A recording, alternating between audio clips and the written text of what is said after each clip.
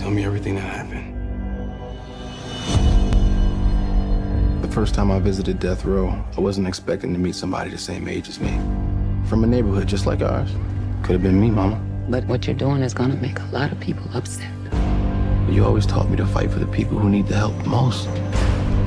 Your life is still meaningful, and I'm gonna do everything possible to keep them from taking it. You don't know what you're into down here in Alabama when you're guilty from the moment you're born. God. Mr. McMillan. We done here. Mr. McMillan, please.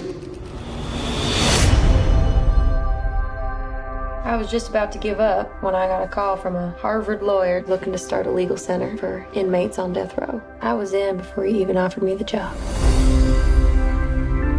You the lawyer? Yes, ma'am. Thank you so much for driving all the way out here. Most lawyers barely make time to call. I can't believe you talked to all my people and say you're gonna fight for me. I did. That mean a lot. If you go digging in those wounds, you're gonna be making a lot of people very unhappy. When people care about a thing that much, they'll do anything to get what they want. When I first learned about all this, it was like looking at a river full of drowning people and not having any way of helping them. You ain't quitting, is you? No, sir.